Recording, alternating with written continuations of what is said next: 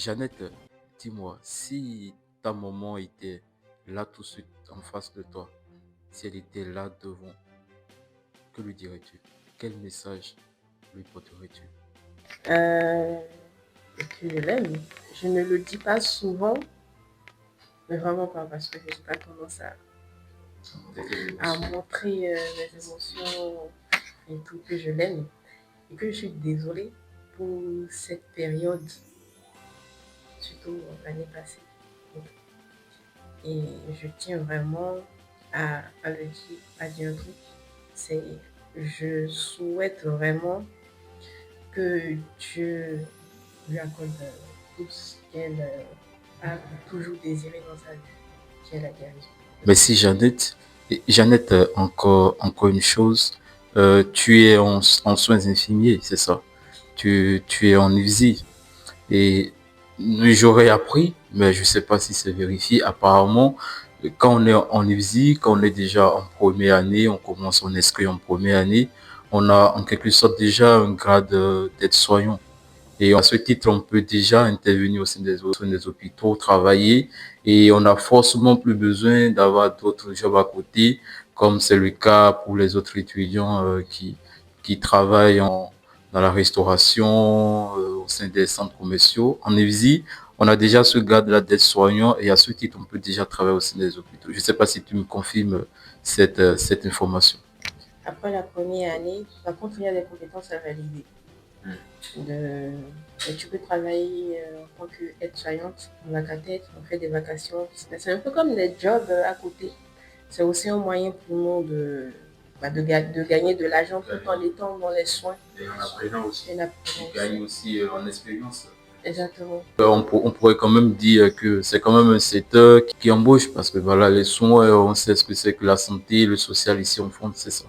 Et donc, chers abonnés, s'il y en a parmi vous qui envisagent continuer des études en soins infirmiers ici en France, nous pourrions bien après vous mettre en contact avec Jeannette.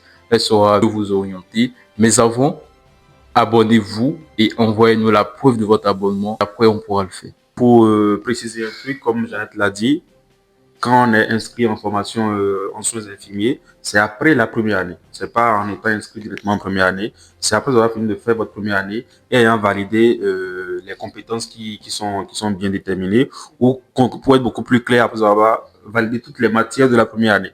Vous avez voilà le grade des filles d'aide-soignant, où on fait travailler avec ce diplôme de bac plus 1. Donc voilà un peu. Alors, pour poursuivre notre émission, Jeannette, dis-nous, quel message voudrais-tu passer à tout jeune qui, comme toi, a envie de justement venir en Europe, à savoir la France, le Canada ou n'importe quel pays, pour continuer ses études ou même pour y travailler? Oui, s'ils ont pour projet de voyager, de venir en Europe, pas forcément en France, mais en Europe, de ne pas hésiter, vraiment. Moi, je me dis une chose, de ne pas forcément écouter les avis des autres, bien que c'est important, mais de venir quand même faire leur propre expérience afin de juger ou pas. Et ce n'est pas facile, mais il faut s'accrocher. La France est quand même un beau pays, avec pas mal d'opportunités.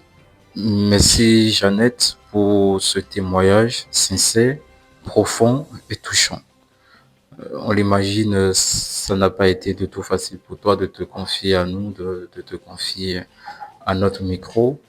Et dis-nous Jeannette, est-ce que tu as un message, un mot de fin, je sais pas, sur la dépression peut-être, à passer à nos téléspectateurs?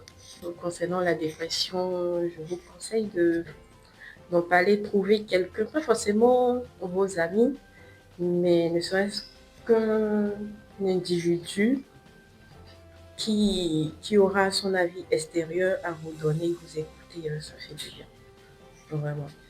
Parce que de nos jours, on a tendance à négliger la santé mentale. Elle est vraiment importante. La santé mentale. On parle de la maladie, des douleurs et tout, mais le mental est vraiment important.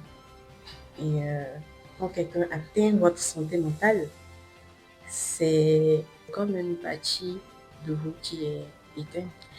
c'est votre esprit vraiment chute libre. Et ça emporte tout, que ce soit la joie, vos motivations, la joie de vivre, tout, vraiment tout. Ça, tout vacille. Donc il faut vraiment en parler, il ne faut pas hésiter à en parler. Croyez en vos rêves. Si vous avez un projet, n'hésitez pas à vous lancer. Et, Merci Jeannette, c'est assez profond. Machallah. Alors, Ricardo, il y a une phrase de Jeannette qui a retenu mon attention, où elle disait que voilà, quand votre santé mentale est atteinte, c'est une partie de vous qui est atteinte. Comme quoi, la santé mentale, ça n'a pas de prix. Il faut préserver votre santé mentale et surtout, surtout, quand vous êtes loin de vos parents, quand vous êtes loin de votre famille, évitez d'être enfermé.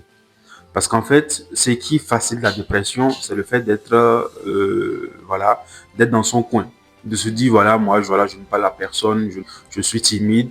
Quand tu n'es pas chez toi, il n'y a pas la place à la timidité. Parce que quand tu es timide, tu es une proie facile. La dépression aime les personnes timides.